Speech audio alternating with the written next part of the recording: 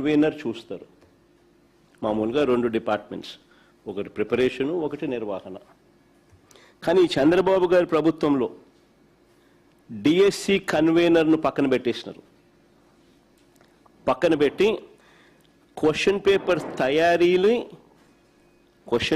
తయారీ ప్లస్ పరీక్షల నిర్వహణ, ఈ 2 బాధ్యతలను కూడా ఒకరికే, ఎస్సీఈఆర్టీ డైరెక్టర్కి అప్పగించారు. ఇది మొట్టమొదట బీజం పడింది. ఇక్కడ నుంచి స్కీమ్ అనేది స్కామ్గా ఎలా మారింది అనేది ఇక్కడ నుంచి స్టార్ట్ అవుతా పోతా ఉంది.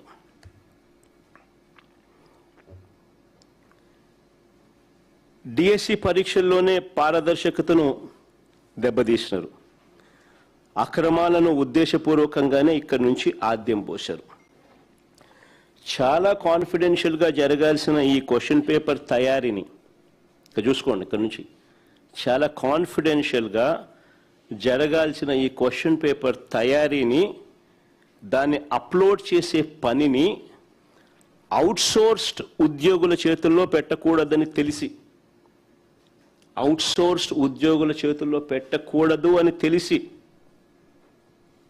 తెలిసి అవసరమైతే నేరం ఈజీగా వారిపై వేయొచ్చు అనే దుర్బుద్ధితో కూడా అనుకోవచ్చు.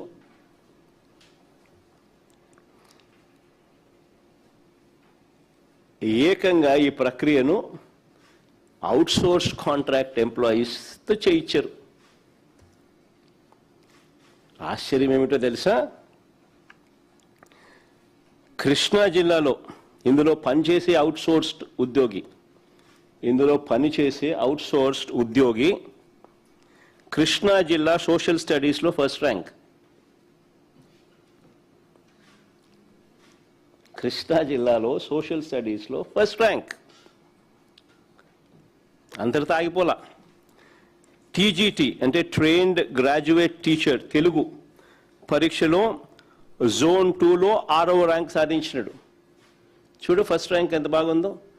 Naveen Purama, father's name Radhakrishna, first rank.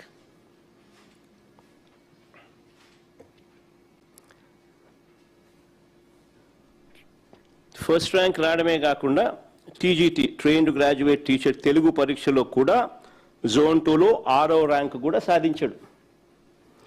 ఒకే వ్యక్తి పరీక్ష నిర్వహణ వ్యవస్థలో ఉండడం,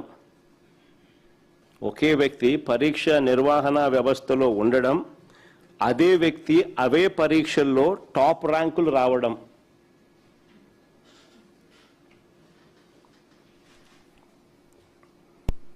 నిజంగా ఇది అతిపెద్ద స్కామ్కు సాక్ష్యం కాదా అని అడుగుతా ఉన్నా. ఇక్కడ నుంచి ఇంకా ఎంతమందికి లీక్ అయిందో ఇది కనిపిస్తూ ఉంది. కనిపించినవి ఇక్కడ నుంచి ఇంకెంతమందికి లీక్ అయిందో అనేది కనిపించడం. అది ఇంకా లోతుగా పోతే తెలుస్తుంది. ఆశ్చర్యం ఏమిటో తెలుసా?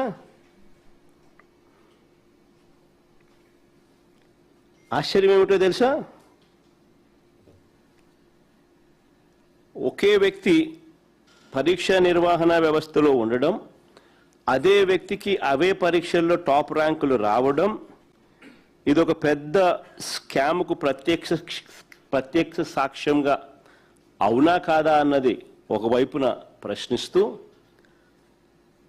సిబిఐ ఎంక్వైరీ జరగాలి అని చెప్పి మరోవైపున అడుగుతూ, ఈ క్యాండిడేట్ నిజంగా మెరిట్తో ర్యాంకు సాధించాడు అని మీరు భావించి ఉంటే, ఇంకా ఆశ్చర్యం ఏమిటో తెలుసా? ఇక్కడ చూడండి, ఇంట్రెస్టింగ్గా ఉంది కథ. ఇదే క్యాండిడేట్ ఇంత మంచి ర్యాంక్ వచ్చింది కదా, మరి క్యాండిడేట్కు ఉద్యోగం రావాలి కదా. ఇదే క్యాండిడేట్కు నిజంగా మెరిట్తో ర్యాంక్ సాధించాడని మీరు భావించి ఉంటే ఈ మనిషికి ఉద్యోగం ఎందుకు ఇవ్వలేదు? ఇది ఇంకొక మిస్టరీ. అంటే తప్పు జరిగిందని కనిపిస్తూ ఉంది కదా, అతని ఐడి కనిపించకుండా చేశారు. అతడి ఐడిని కనిపించకుండా చేశారు, అతని డేటాను మాయం చేశారు, సెకండ్ మెరిట్ లిస్ట్ కూడా ఒకసారి చూపించుమా. మెరిట్ లిస్ట్లో మార్పులు ఆయన పేరు లేదు. మెరిట్ లిస్ట్లో మార్పులు ఇష్టానుసారంగా, ఆయన పేరు లేదు. నిజంగా ఈ క్యాండిడేట్ గైనా మెరిట్ ర్యాంక్ సాధించాడని వీరు భావించి ఉంటే